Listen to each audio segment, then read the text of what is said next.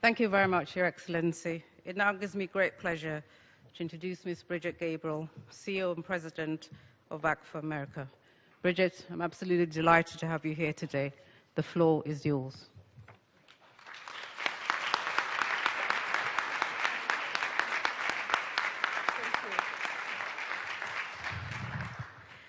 Thank you. I am honored to be here today. Ladies and gentlemen, it is an honor and privilege to be here today speaking in defense of Jews worldwide and the evils of anti-Semitism. As you notice, I am wearing a Star of David. This necklace was given to me by a man during a book signing in Dallas, Texas.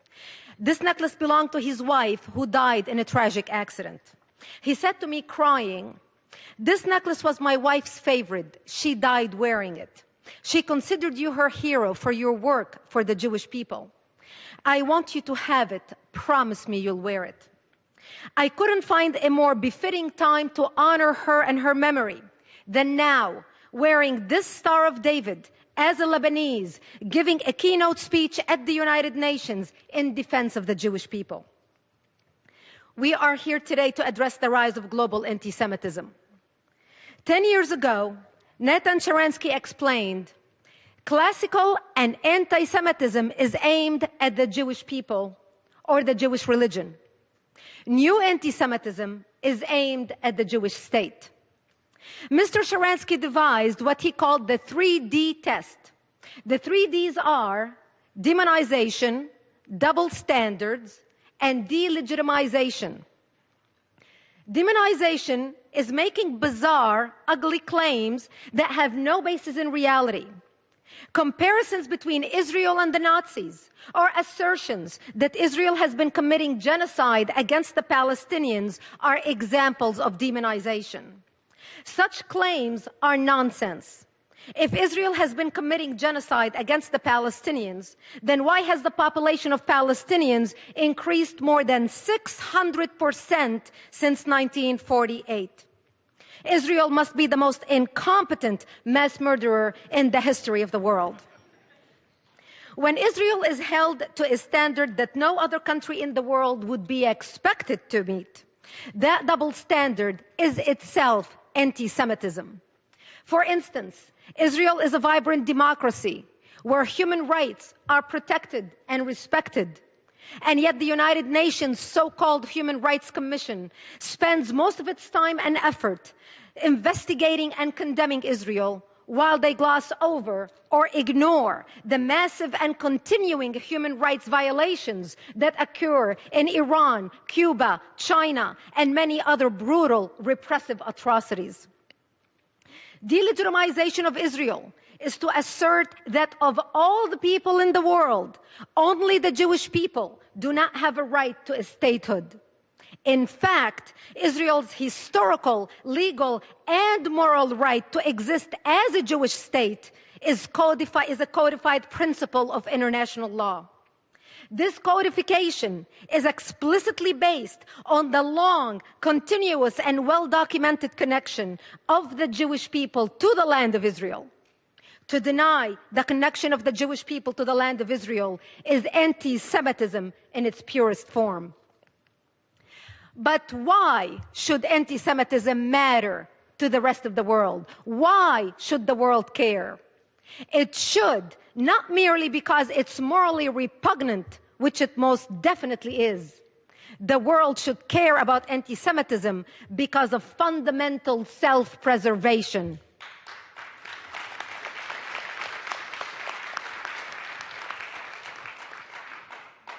The stark truth is that the world stands at the edge of a deep, dark precipice.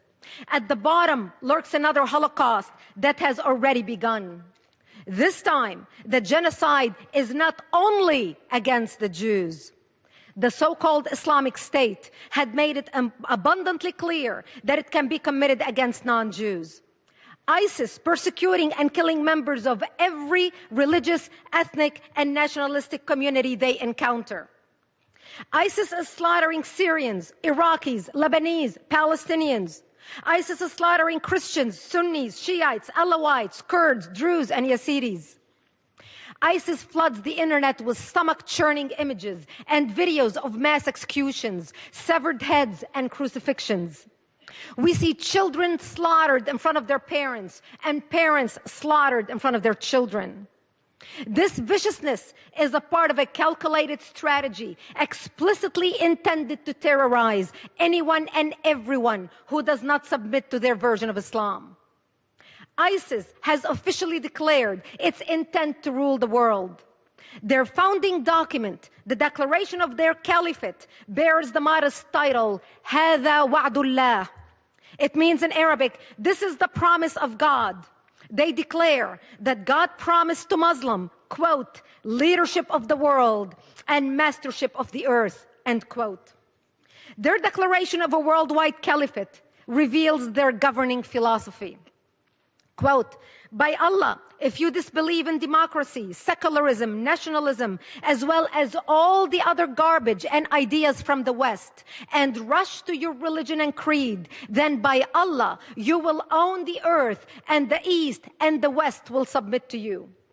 Remember, ladies and gentlemen, savagery is not merely their strategy. It is an article of their faith. They commit genocide in the name of Allah. Israel has been familiar with the concept and the reality of genocide in the name of Allah for a long time. The war that ISIS has declared on the world is the same war as the war that Hamas has been waging against Israel for decades.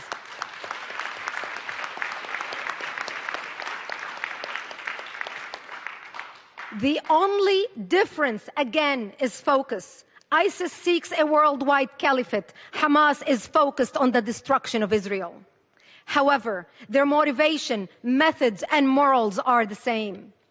In terms of brutal methods and lack of morals, ISIS has recently shot, hacked, and killed its way to the top of the world's terrorist organizations. Meanwhile, Hamas has been committing mind-numbing mass atrocities for decades.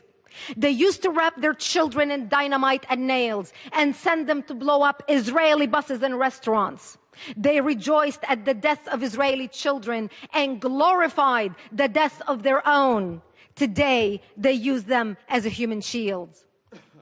I know something about children being used as human shields. In 1976, when I was 11 years old, Palestinians in South Lebanon used me and my family as human shields. They employed exactly the same technique that Hamas uses in Gaza today.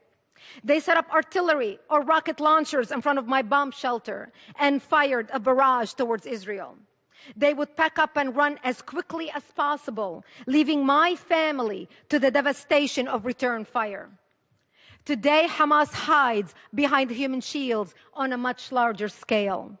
Hamas routinely uses schools, mosques, hospitals, and other civilian locations for weapons storage, missile launch sites, and other military purposes. They fire rockets on martyrs from these places with the explicit intention of drawing return fire from the Israelis, hoping that they will produce photogenic civilian corpses for display in the media. Hamas and ISIS share a common motivation. They want to impose Islam. This is the charter of Hamas, and it is in ISIS's declaration of the caliphate. The charter of Hamas declares that, quote, Israel will exist and will continue to exist until Islam will obliterate it, end quote. The most revealing words in the Hamas charter are a quotation from Islamic scripture. The day of judgment will not come about until Muslims fight the Jews. The stones and trees will say, "O Muslim, O Abdullah, there is a Jew behind me, come and kill him." This is from Hadith of Sahih Muslim, book 41. But Hamas has a problem. In Israel, Jews don't hide behind stones or trees. In Israel, Jews stand up and defend themselves. Israelis have learned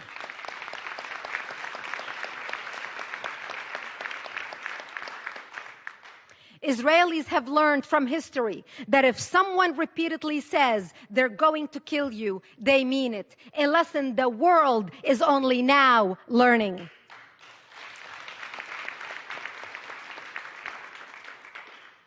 70 years ago, the world stood by as the Jews of Europe went out the chimneys. Today, the Jews of Israel aren't going to go quietly into the slaughter as they sit on the front line of fighting for Western civilization, fighting for all of us.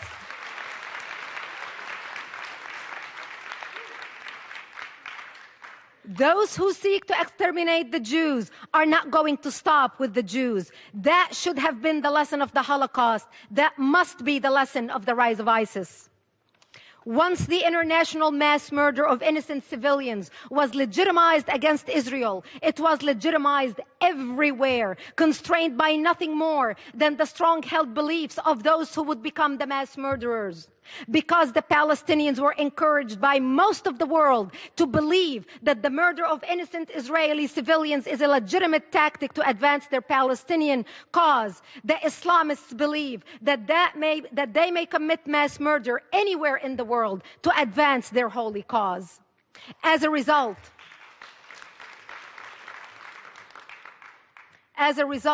we suffer from a plague of terrorism, Islamic terrorism, from Moscow to Madrid, from Bali to Beslan, from Nairobi to New York, authored and perfected by the Palestinians.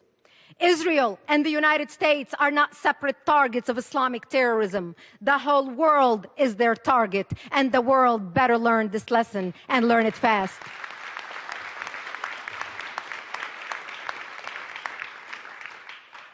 Evil dwells when courageous men become bystanders.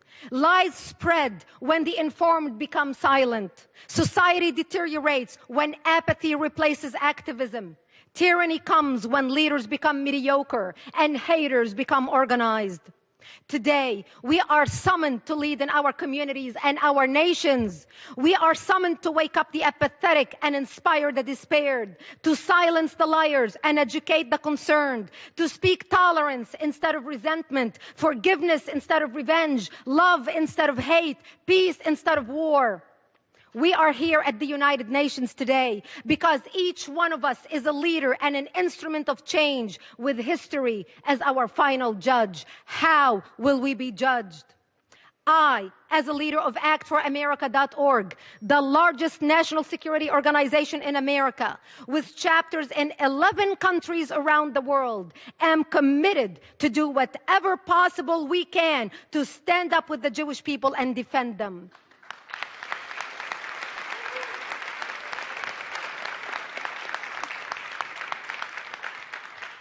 The civilized world must band together in solidarity to ensure that people of all faiths can live in peace and harmony, and that Jews are never persecuted and victimized by barbaric, murderous ideologies ever again. That Jews can walk in any street in the world with their head held high and safe. That Israel, the Jewish state, the only democracy in the Middle East, continues to shine as a beacon of light in the darkest regions of the world. Thank you for having me here today. It's been an honor.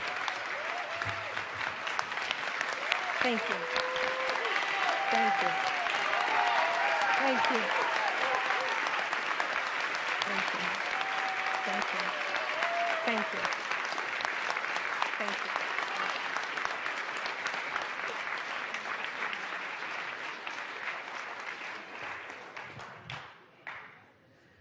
Thank you, Ms. Brigitte Gabriel.